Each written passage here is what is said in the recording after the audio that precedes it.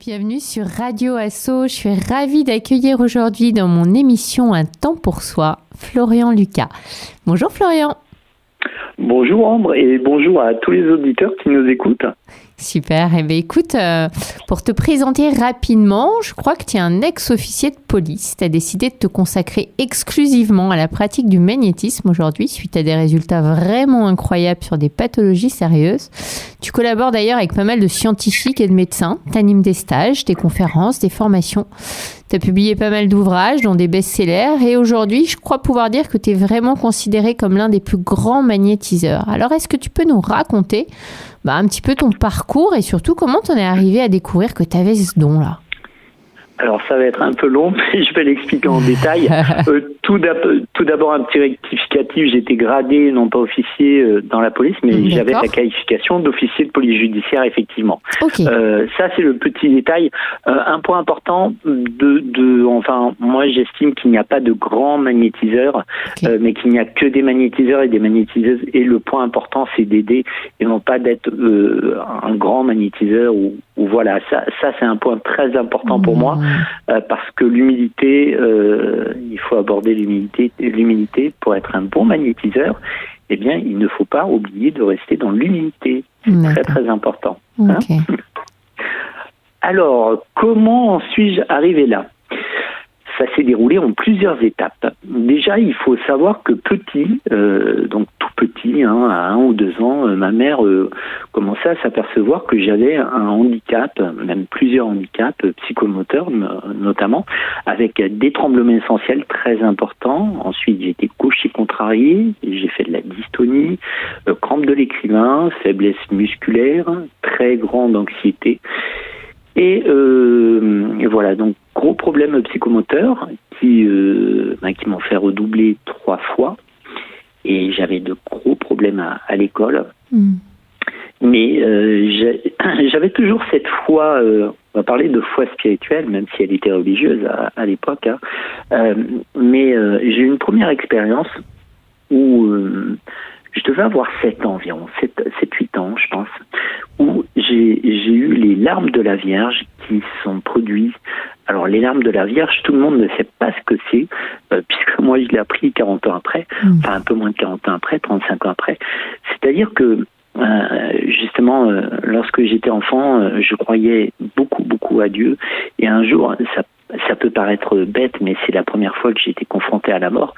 Mon petit animal de compagnie, qui était un cochon d'Inde, est mort. Et là, je me posais la question, je pense que tout le monde se l'est posé à un moment ou à un autre, pour ceux qui sont croyants, est-ce que Dieu existe vraiment ? Oui. Pourquoi, si Dieu existait vraiment, pourquoi il me retirait mon petit cochon d'Inde qui faisait du bien, enfin qui était un petit animal adorable et qui m'amenait beaucoup d'amour. Et pourquoi il ferait ça ? Donc il y a un moment, le lendemain, je savais le lendemain où il est décédé que mes parents allaient faire les courses et qu'ils allaient me laisser seul durant 1 heure, et je souhaitais attendre un moment justement où je pouvais m'isoler et puis où je pouvais poser la question. Et lorsqu'ils sont partis, j'ai commencé à poser la question. Alors à Dieu, j'étais petit, je lui dis mon Dieu, prouve-moi que tu existes, sinon je ne croirai plus jamais en toi. Alors au début, tu sais, quand tu es petit, tu lui demandes, fais bouger les rideaux. J'essayais tout, que veux-tu ? Tape dans le mur. Bon, ça ne tapait pas dans le mur. Explique-moi, enfin, prouve-moi que tu existes, sinon je ne croirai plus jamais en toi. C'est pas possible. Et là, il y a un moment où j'ai ressenti une énergie incroyable d'amour, mais vraiment extrêmement puissante. Je pense qu'on ne peut pas la quantifier tellement elle était puissante, qui m'a enveloppé. Et je me souviens encore des frissons, mais tellement ça vibrait fort. Et j'ai ressenti un amour incroyable. Et le réflexe, c'était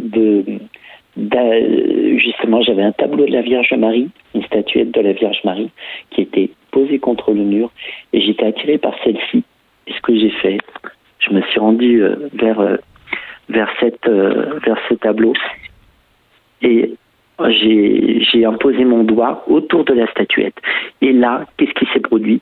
J'avais des gouttes de sang mais sans blessure, sans aucune blessure, sur mon doigt, et ces gouttes de sang venaient de la statuette de la Vierge Marie. Ça, c'était ma première expérience qui, je l'ai découvert, enfin, j'ai su 35 ans après que ça s'appelait les larmes de la Vierge. Mais ensuite, 1 ou 2 ans après, il y a ma grand-mère qui me disait toujours tu as le don. Alors je suis breton d'origine et on parle de don, tu vois, en Bretagne. Moi je dirais plutôt que c'est une faculté plutôt qu'un don dans le sens où on entend. Et oui, on va en parler bien sûr. Oui, on va en parler, c'est important à le clarifier. Et donc elle me dit tu as le don, tu peux même trouver de l'eau. Alors des sources d'eau. Moi je savais pas, tu sais, à 8 ans, tu sais pas ce que c'est qu'une source d'eau. Et elle m'avait fait un pendule artisanal avec une alliance et puis un bout de ficelle. Elle me dit cherche l'eau. Alors ils avaient un grand terrain dans la campagne et je me mets à me balader sur le terrain. Et là, le pendule a tourné à toute vitesse. Elle m'a dit tu as trouvé l'eau. Pareil. Alors moi personne ne m'a appris. Ma grand-mère ne m'avait même pas expliqué ce que c'était qu'un pendule, qu'il y avait des veines d'eau souterraines. Et une trentaine, un peu plus de 30 ans après, j'ai appris que j'étais sourcier. Donc que c'était ça. Ensuite, qu'est-ce qu'il y a eu ? Eh bien, il y a une période où je souffrais beaucoup et puis je me suis dit, avec ces handicaps que j'ai, psychomoteurs, il faut que je passe au-dessus. Et mon plus grand rêve, c'était de devenir gendarme ou policier. Alors c'est marrant parce que j'ai fait les deux, tu verras. Pourquoi choisir, mon capitaine?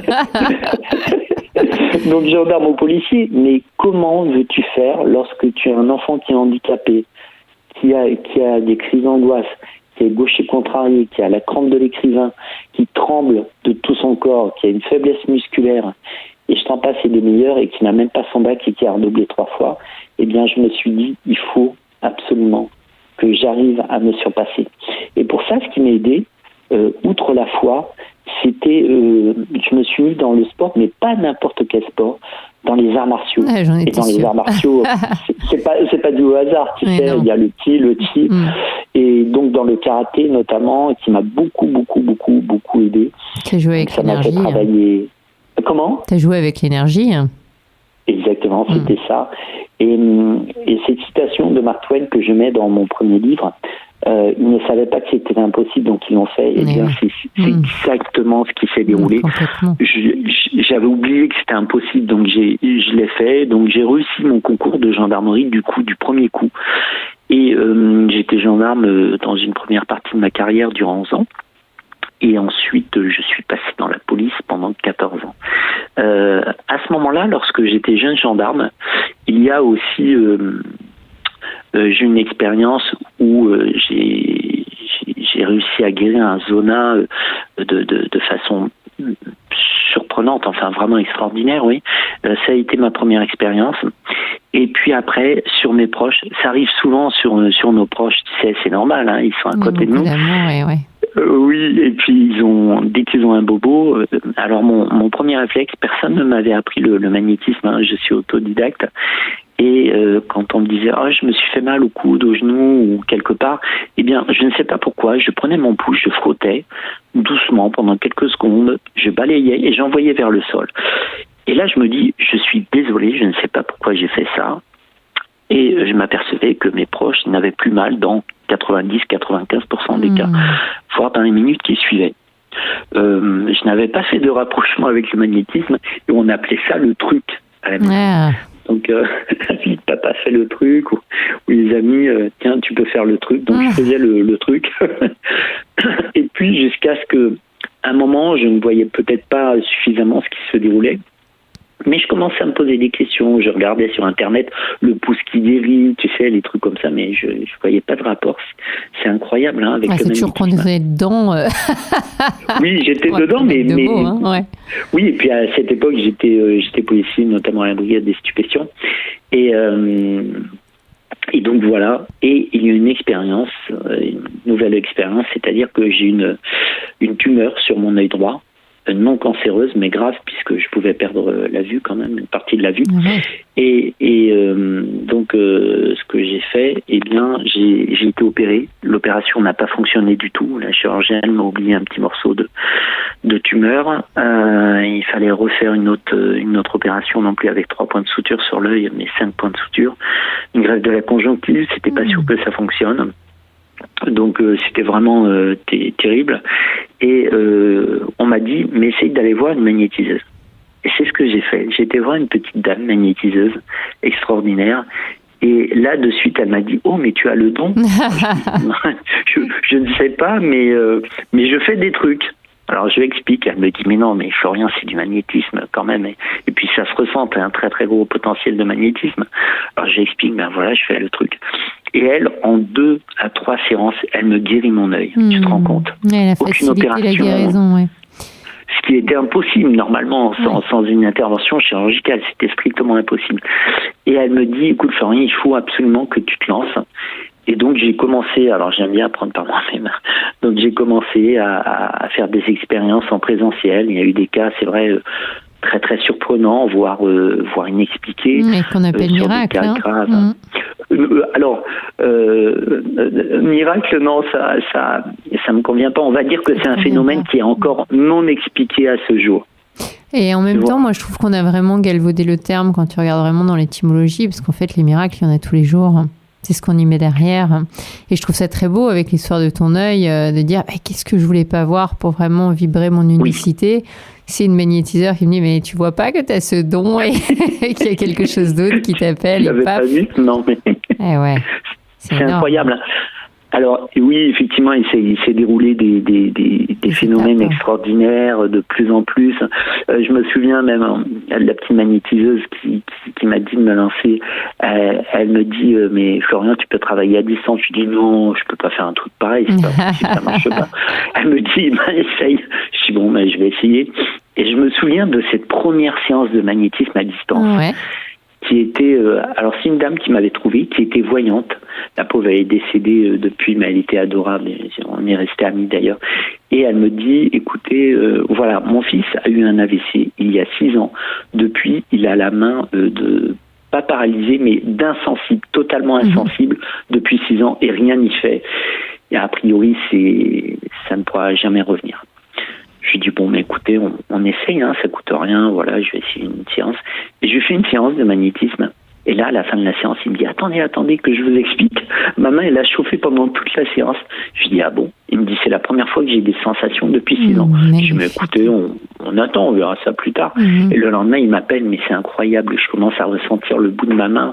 Et puis, etc. Je fais 2 ou 3 séances, ça a été. Et puis ensuite, cette dame, sa maman, devait se repérer du canal carpien, donc à distance, elle se fait opérer. Son mari, qui marchait avec une canne, je fais 2 ou 3 séances, il était en train de jardiner après. Donc voilà, ça a commencé à se passer. Ça a permis de te convaincre sur le travail à distance. Oui. Ouais. Et puis le cas le plus extraordinaire en présentiel, enfin il y en a eu plusieurs, mais parmi les plus extraordinaires, c'est une jeune fille de 17 ans qui a une excroissance osseuse au niveau du dos, du haut du dos, mais une excroissance osseuse qui correspond à environ un demi-pouce de doigt. Donc c'est important, 5 environ 2 cm. Et là, sa maman me dit qu'elle a vu tous les médecins pas possible, inimaginable. Le chirurgien lui a dit la seule possibilité ce serait une opération, mais c'est très très risqué, c'est très délicat, bien sûr. Et là, sa maman qui était magnétiseuse me l'amène, elle me dit Florian, tu peux faire quelque chose. Alors je lui dis comme d'habitude, je ne sais jamais en avance. Je peux essayer de soulager la douleur, même à l'époque je n'avais pas pensé à d'autres choses d'ailleurs. Je peux essayer de soulager la douleur, on verra si ça peut l'aider, ce serait bien. Et donc je fais la séance et pendant la séance je sens qu'elle est très réceptive. Tu sais, en fait vous avez des gens qui sont très réceptifs. Alors quand on est magnétiseur, on passe notre main au-dessus et là tu sens que ça picote à fond, ça fourmille à fond, ça vibre à fond dans ta main et tu le ressens, je ne sais pas comment l'expliquer. Et donc je lui fais la séance, 3 ou 4 jours après, sa maman m'appelle et je me fais engueuler au téléphone. Florian, tu te rends compte de ce que tu as fait, ma fille, elle est au lit depuis 3 jours, elle est tordue de douleur, elle a très très mal depuis ta séance, c'est incroyable et tout. Je lui dis, écoute, le magnétisme, c'est toujours pour une bonne cause, donc chaque réaction est positive. Et là, elle me dit, quelques jours après, elle m'appelle, elle me dit, c'est incroyable Florian, ma fille ne se plaignait plus. Je lui ai dit, attends, montre-moi. Et elle me l'a montré d'ailleurs, elle m'a ramené sa fille. Et en fait, le dos était redevenu droit. Oui, et sans forcément mettre de sens finalement. Tu agis directement sur l'énergie. Alors aujourd'hui, on en parle de plus en plus avec la physique quantique. Ça permet de rassurer les plus cartésiens.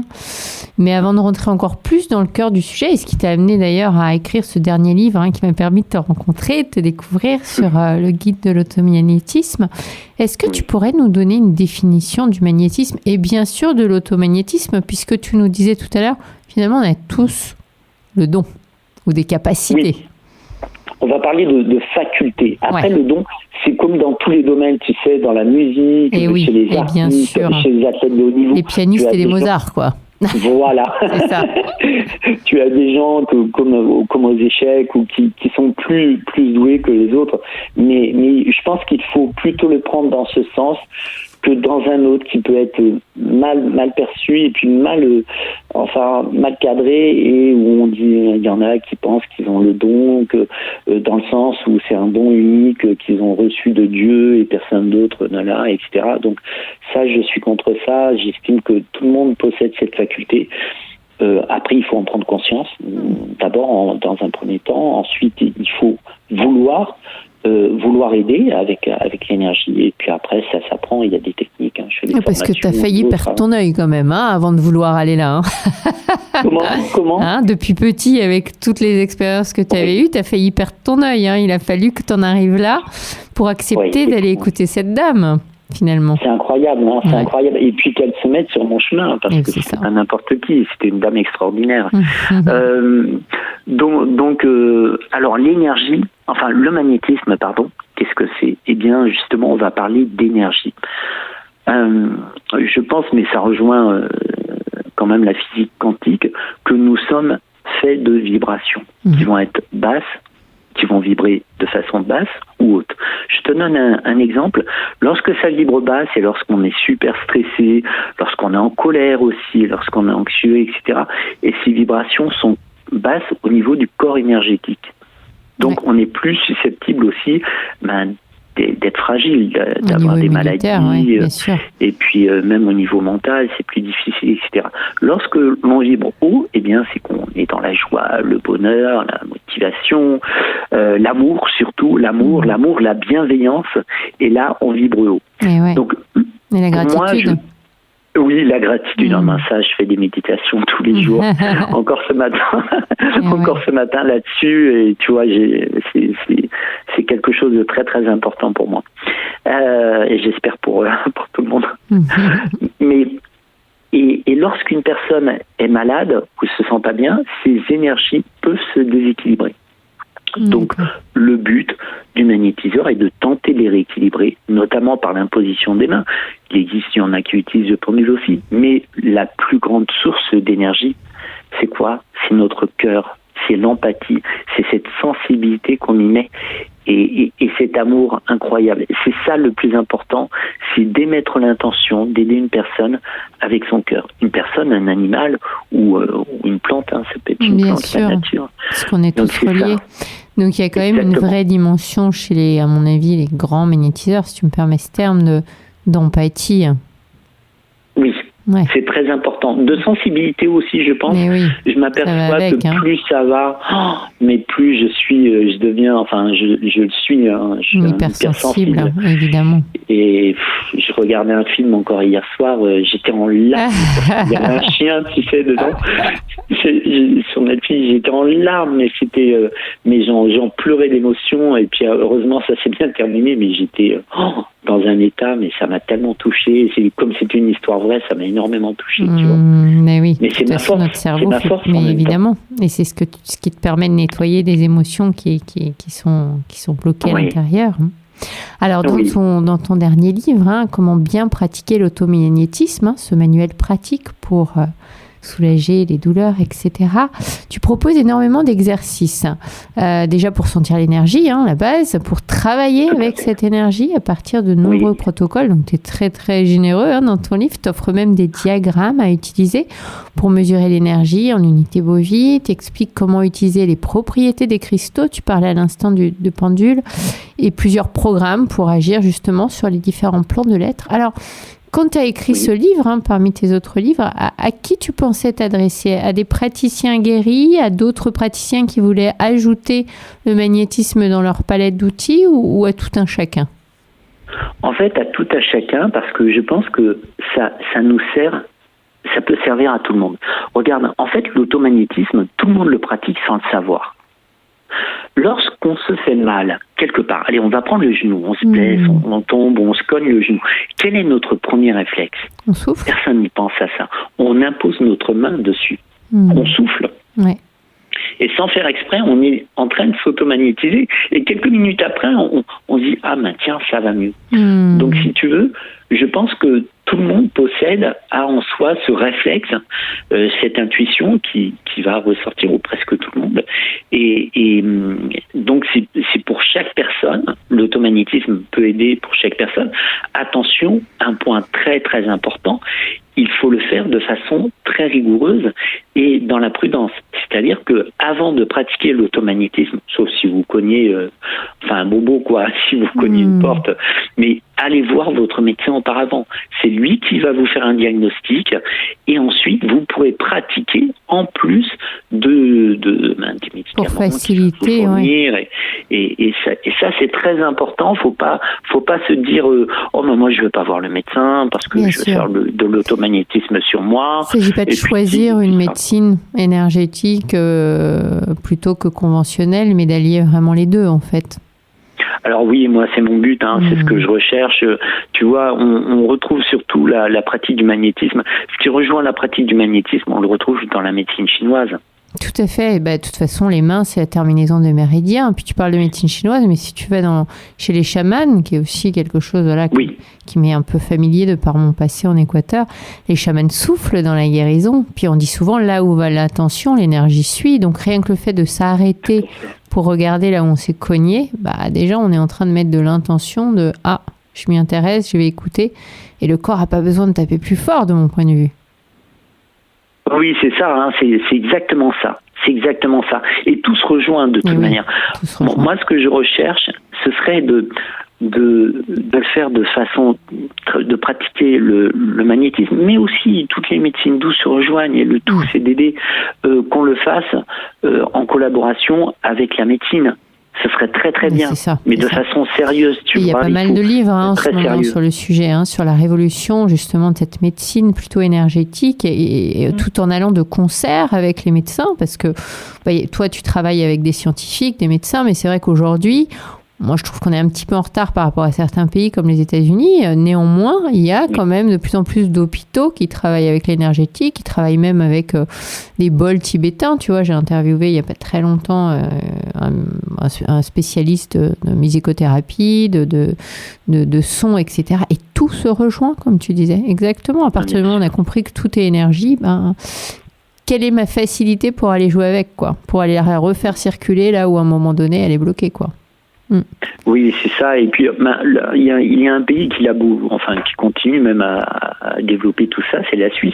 Oui, tout à fait. Il y a beaucoup de coupeurs de feu, surtout dans le magnétisme. Ils ont vraiment accès à la liste dans les hôpitaux. Ils sont ravis d'avoir de nouveaux noms à proposer. Oui, complètement. Alors, dans les protocoles que tu offres aux lecteurs, justement, tu proposes des passes de magnétisme, le travail sur photo, la méditation aussi, la prière, le souffle, l'aide du pendule et des pierres dont on vient de parler. L'auto-TPR, ça, je te laisserai en parler. Tu en parleras forcément mieux que moi. Mais à un moment donné, la question qu'on peut se poser, c'est comment distinguer laquelle est la plus pertinente, la plus adéquate en fonction des malaises ou du symptôme qu'on rencontre dans l'instant?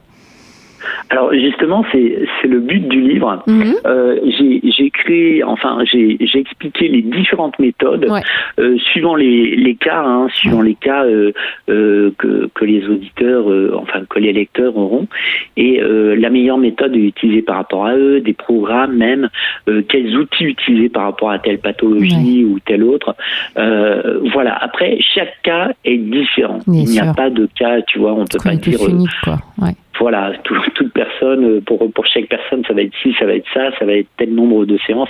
Donc ce que j'ai transmis, ce sont les grandes idées principales. Ouais, et puis après, c'est se faire confiance. Plus que les bases, mais... Oui, plus que les bases, oui, clairement. et donc, si tu peux expliquer en quelques mots l'auto-TPR ? Alors, bon, ce sera un petit peu trop long à expliquer parce que c'est une technique que j'ai mis en place. Alors, TPR signifie technique par résonance. Et donc, c'est une technique que j'ai mis en place qui met bien souvent en état de conscience modifié. Alors, c'est intéressant parce que à mes débuts, pareil, je l'ai reçu intuitivement, on va dire.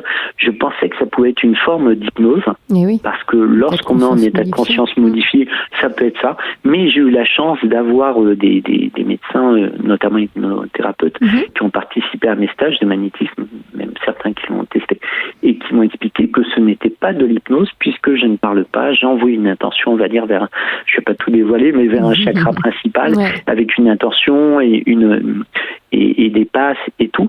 Et dans ces cas-là, l'état de conscience modifié, on le retrouve aussi dans d'autres techniques, comme le chamanisme, par exemple, comme la sophrologie, l'hypnose aussi. Mais là, c'est encore une autre méthode qui, a priori, d'après les spécialistes de l'hypnose, même en médecine, m'ont expliqué qu'elle était vraiment très très puissante, qu'elle était beaucoup plus rapide aussi.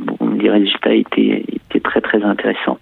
Parce qu'il n'y a pas les résistances du coup de l'ego.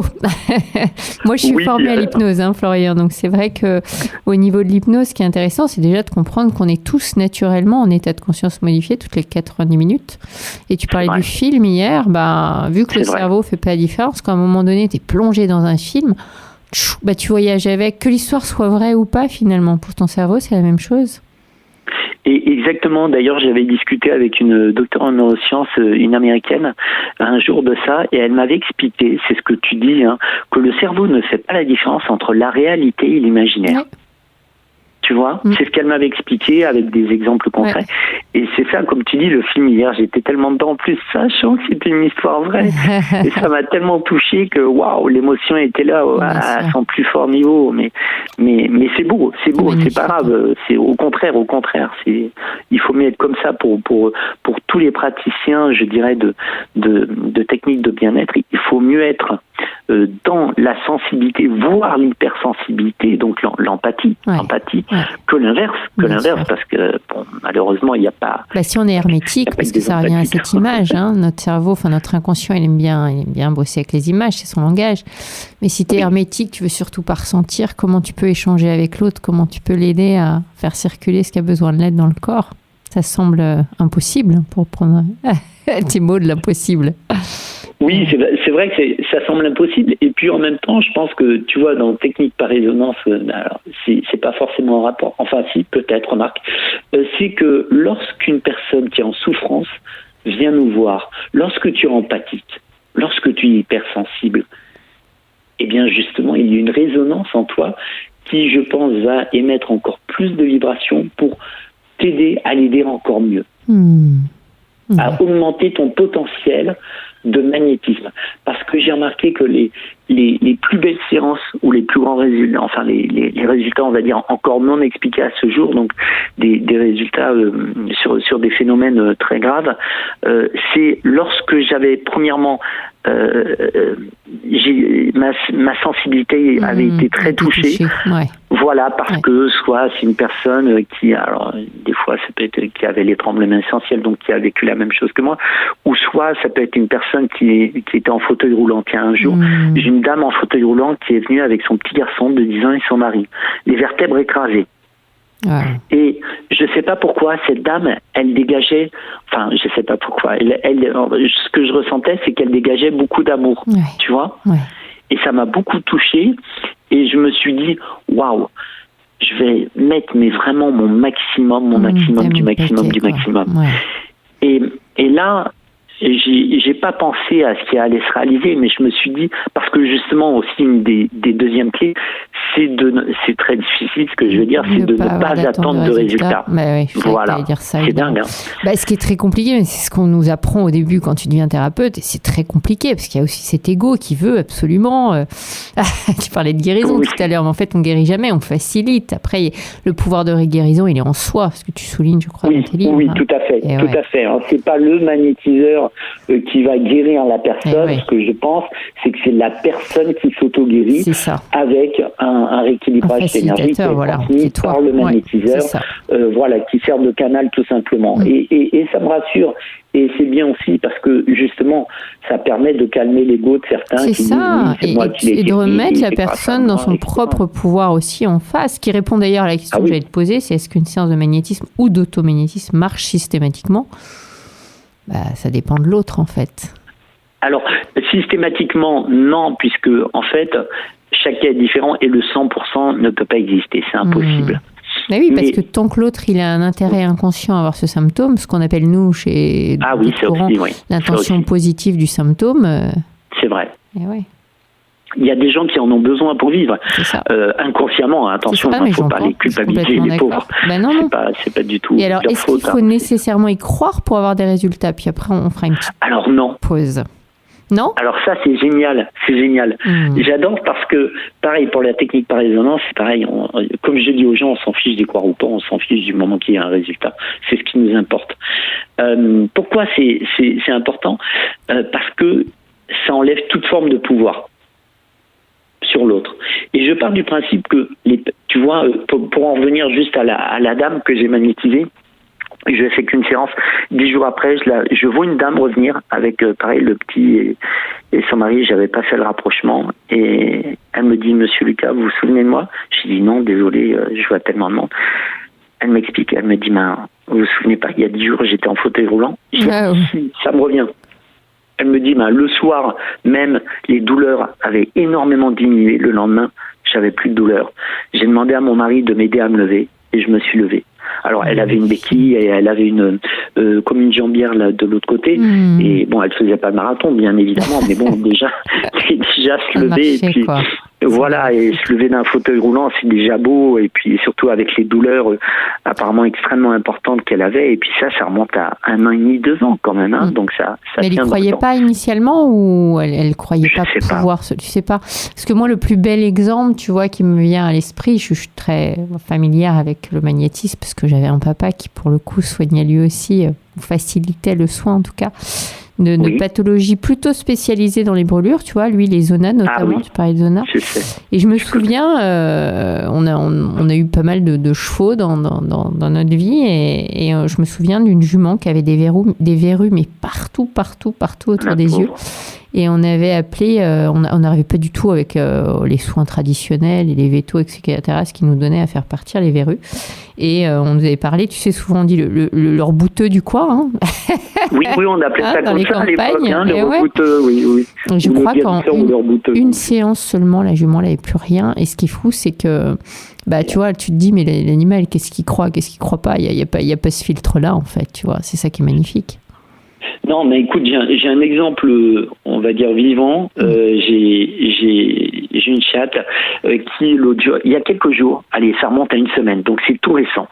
Elle va chasser la nuit, comme pas mal de chats. Ouais. Et puis elle revient et la pauvre, on la voit qui souffre, qui pleure, qui souffre, qui se met dans un coin sous le lit, qui veut plus bouger et tout. Et là, on dit on va l'amener chez le vétérinaire, sauf qu'on ne peut pas l'amener chez le vétérinaire parce que c'est impossible de la transporter. Quand un chat est blessé, il peut être agressif et puis il ne se laisse pas approcher, on ne peut pas le tenir.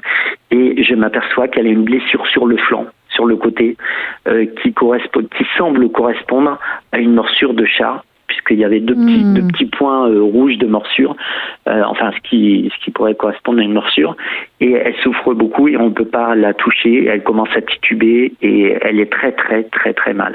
Donc moi je suis très inquiet, on ne peut pas la transporter, j'ai dit dès qu'on peut, on appelle le vétérinaire, il me dit mais écoutez, désolé, on ne peut pas se déplacer nous, il faut absolument l'amener, mais on ne peut pas l'approcher, c'est impossible.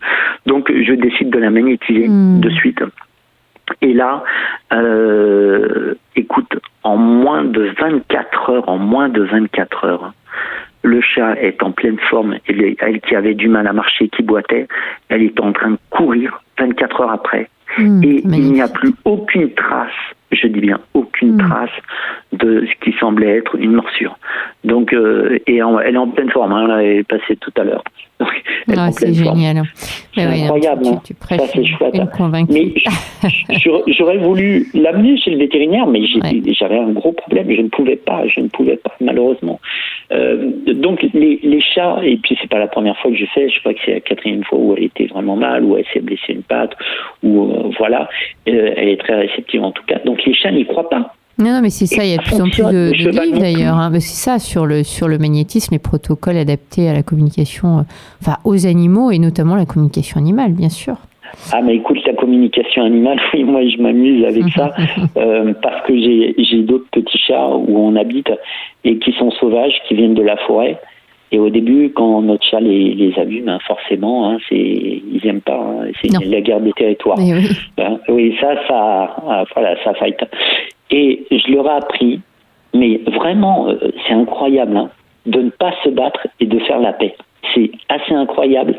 Tu verrais, ils se croisent, ils font même des câlins avec un petit peu de museau.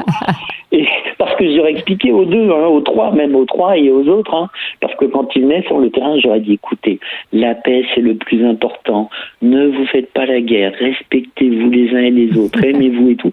Et ça, je te promets, ils passent à côté, ils ne se fightent pas, il n'y a même plus de cris. Ça prouve encore que c'est énergétique, quoi, qu'il n'y a pas à battre le territoire, il y en a pour tout le monde, quoi.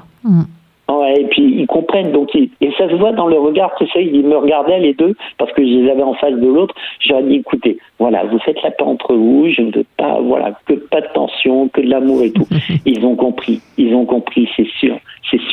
Super. Je te propose de faire une courte pause musicale pour nos auditeurs, et on se retrouve juste après la pause pour continuer cette interview passionnante. À tout de suite. Merci Ambre. À tout de suite. Et pour cette pause musicale, Ambre, je vous propose de découvrir le morceau Occitan Clouds de Paolo Baldini, actuellement en diffusion sur les 100.7 de Radio Association.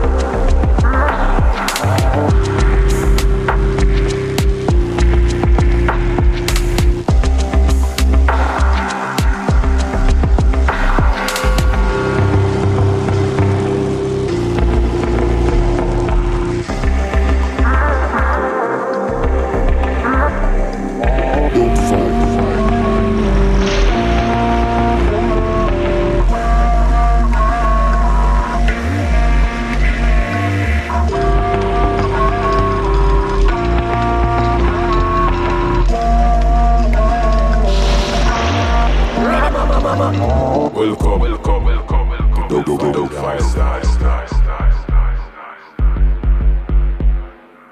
the shed.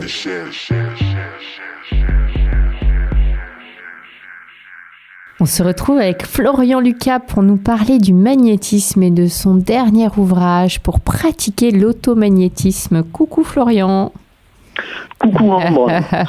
Alors on discutait, on s'était un peu éloigné avant la pause musicale sur la communication animale, les chats, etc.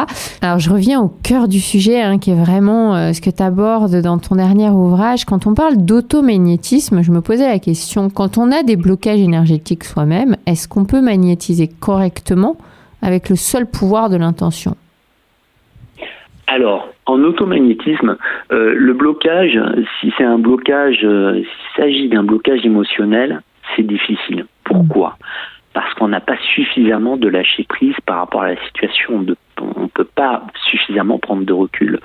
Donc, pour cela, moi, je conseille la méditation, justement sur le lâcher prise. D'accord. Parce que pour s'aider, pour s'automagnétiser, la première chose, c'est déjà d'y croire pour nous, positiver pour le fait que ça puisse fonctionner. Et surtout, ne pas rejeter l'automagnétisme comme je l'ai fait à mes débuts. C'est comme ça que j'ai appris. Parce que à mes débuts, je disais, l'automagnétisme ne peut pas fonctionner par exemple, un chirurgien ne peut pas s'opérer, mais un magnétiseur, je vois pas comment il pourrait s'automagnétiser. Jusqu'à ce que j'ai des expériences qui me poussent à m'automagnétiser. Et là, par la force des choses, tu dis, ah oui, effectivement, j'en ai besoin, mais je vais essayer quand même. Ah, ça fonctionne. Donc, par contre, sur l'émotionnel, ça va être plus difficile, beaucoup plus difficile, puisqu'on ne prend pas suffisamment de recul. Oui. Alors, tiens, une petite clé pour ça, c'est ce que j'apprends dans le livre, c'est travailler sur sa photo. Eh oui. Comme ça, il y a un certain détachement. Travailler sur la photographie, voilà. C'est intéressant cette image. C'est un bon plus. Parce qu'on dit souvent aux gens, mets-toi dans la peau de ta meilleure copine, qu'est-ce que tu lui dirais s'il lui arrivait ça ? C'est une façon de prendre du recul. Ou parfois, on donne l'image de monte sur une échelle, regarde la situation de plus haut. Ou fais un pas de côté pour regarder la situation autrement. Donc, c'est vrai que le protocole de la photo, pour ça, il est intéressant. Ouais. Et pratique une... Pardon. Non, je t'en prie. Vas-y. Non, vas-y. Pratique une méditation avant aussi, c'est intéressant. Et ensuite, travailler sur la photo. D'accord. Ça aussi. Ok. Alors, tout à l'heure, tu me parlais des Suisses, des hôpitaux qui ont justement les listes de magnétiseurs avec des spécialités comme les coupeurs de feu, etc. À ton avis, pourquoi les hôpitaux français, ils semblent avoir cette réserve ou est-ce que toi, tu travailles avec certains instituts français ? Parce que je sais que tu t'intéresses beaucoup à la recherche, je sais que tu bosses avec des scientifiques. Alors, ça a été plutôt au Brésil, plutôt avec un chirurgien brésilien. D'accord. Mais en France, c'est extrêmement compliqué. On va dire que c'est un peu moins compliqué qu'en Suisse. En France, j'ai déjà animé 2 formations pour les médecins.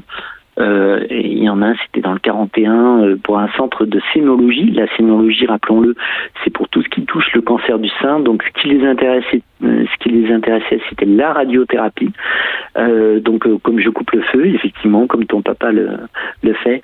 Et ensuite, sur l'île de la Réunion aussi, au centre de radiothérapie d'un CHU qui est situé à Saint-Pierre, sur l'île de la Réunion. Donc, j'ai animé de formations, de conférences formations là-dessus.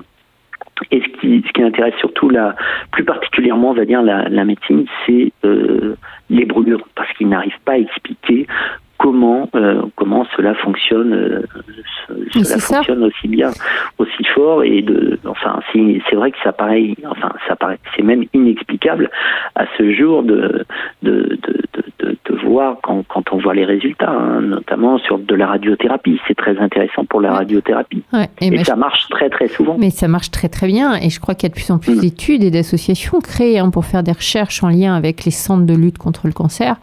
Le problème, c'est que à aujourd'hui, j'ai l'impression qu'aucune n'arrive à prouver qu'on n'est pas sur ce qu'ils expliquent être l'effet placebo. Par rapport à toi, qui est vraiment au cœur de ce sujet-là, qu'est-ce que...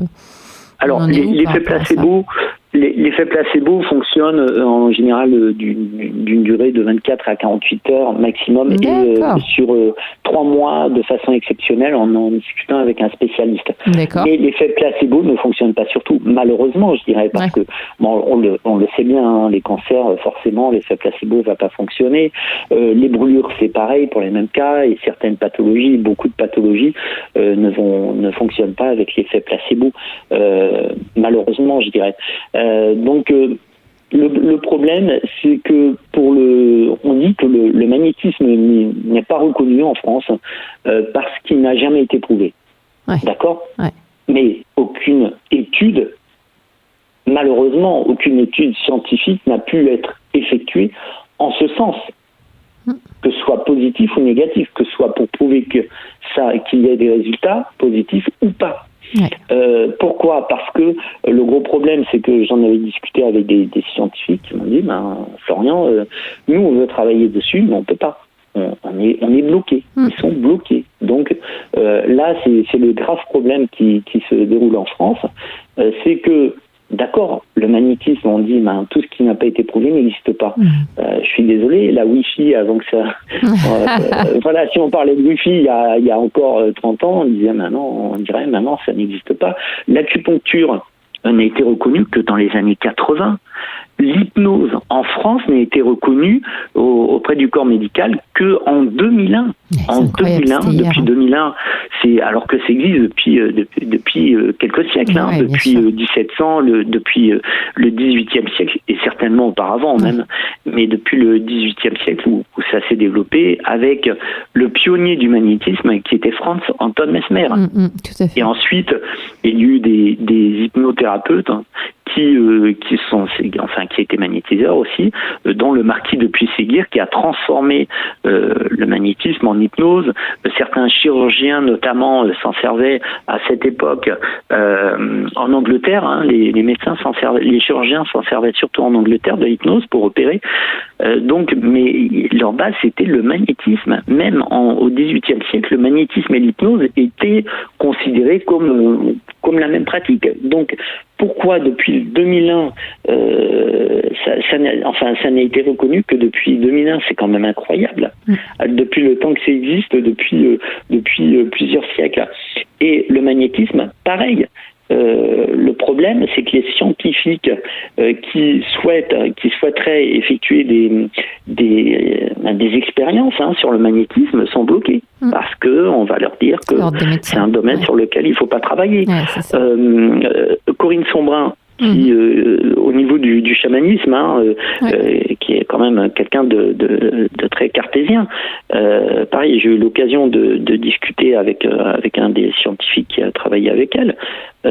Pareil, ils ont été ennuyés parce qu'ils travaillaient sur le chamanisme. Ils ont dû même aller au Canada, c'est ce qu'il m'avait expliqué.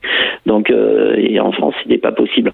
Donc voilà, c'est quand même malheureux que tout soit bloqué pour le magnétisme et pour le reste. Et pour le reste, qu'il n'y a pas que le magnétisme, mais pour le reste. Et c'est vraiment dommage. Si on veut avancer, il faudrait que qu'il y ait un courant, mais vraiment des personnes rigoureuses qui seraient prêtes à faire des expériences et qu'elles n'hésitent pas à me contacter s'il y en a qui nous entendent sur le magnétisme.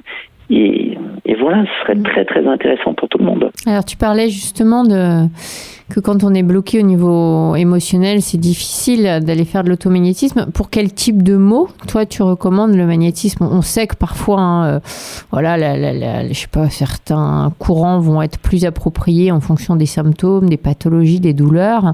Est-ce qu'il y a on a parlé énormément du soulagement des brûlures. J'ai parlé tout à l'heure de la disparition des verrues.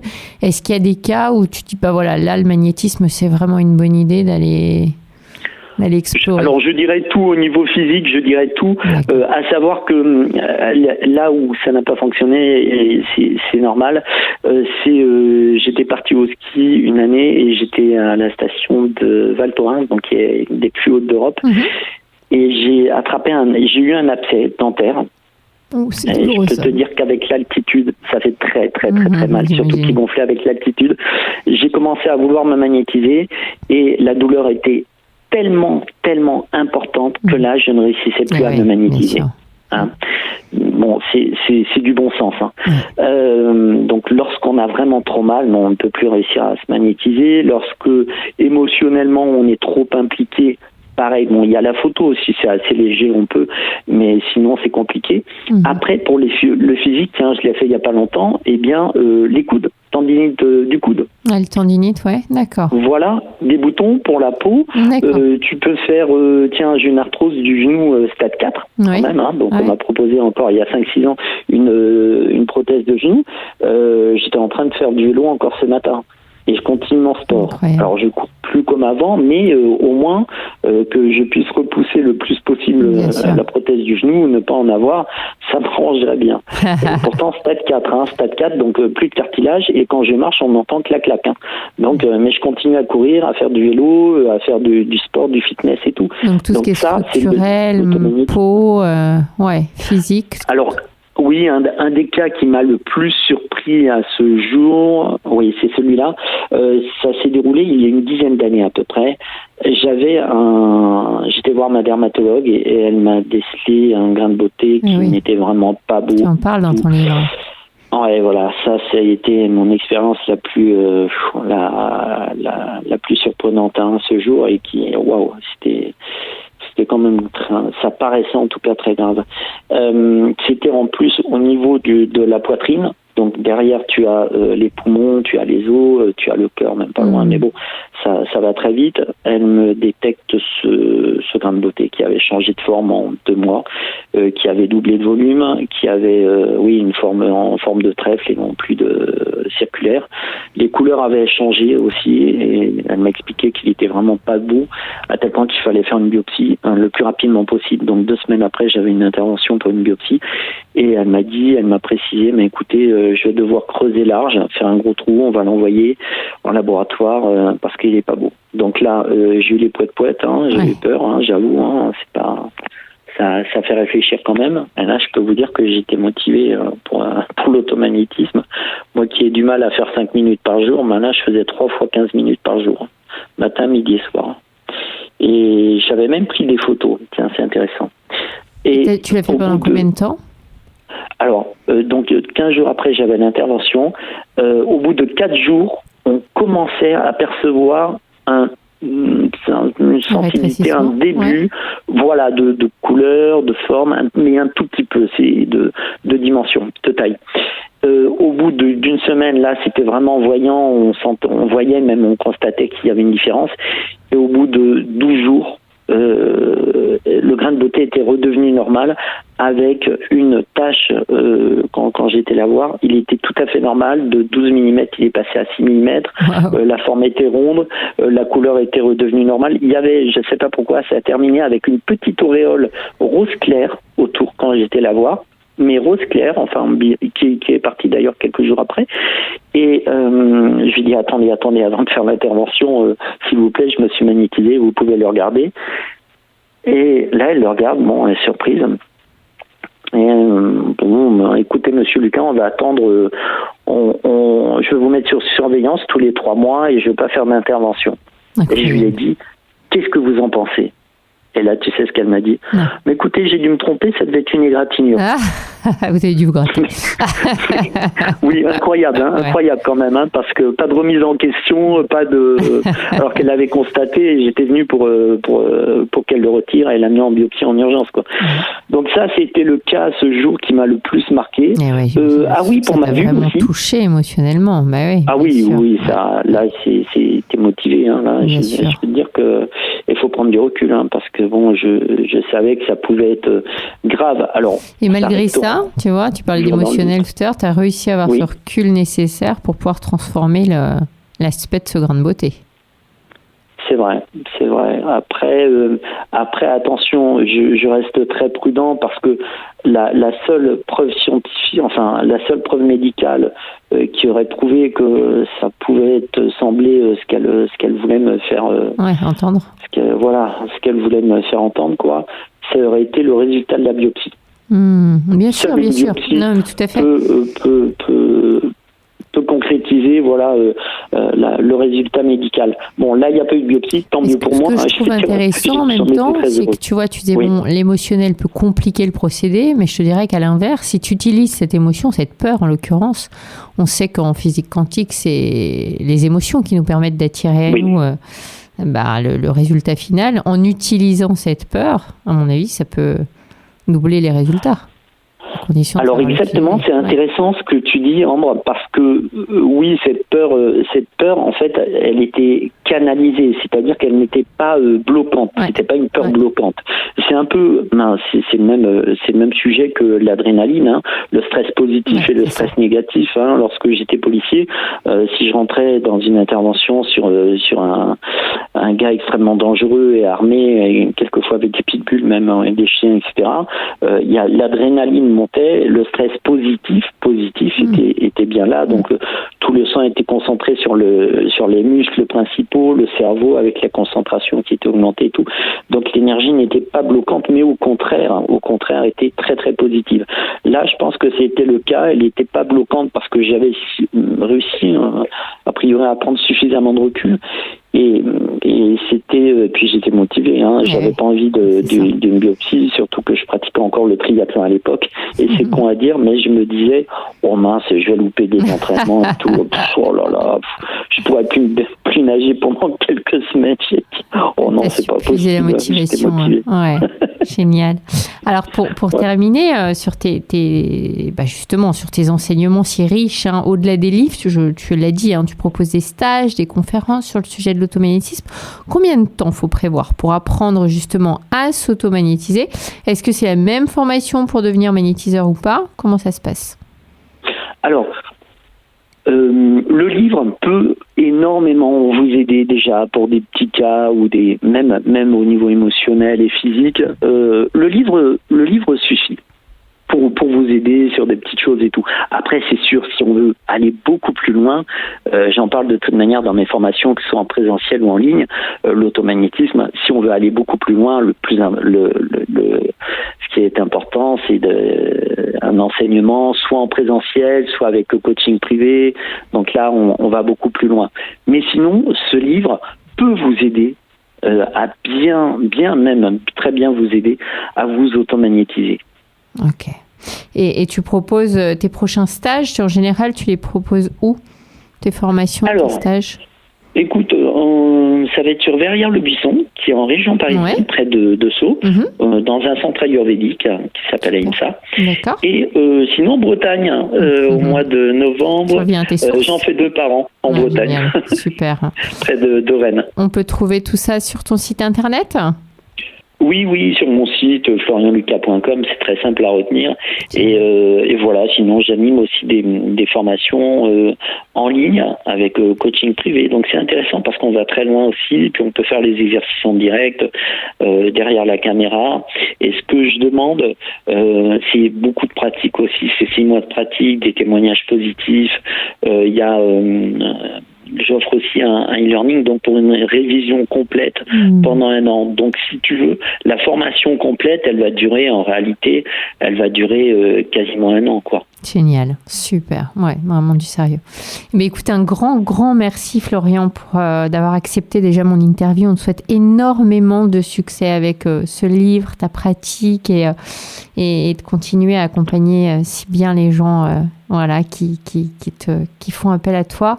Et puis on te souhaite une très très belle continuation dans tes projets à venir. À bientôt, j'espère.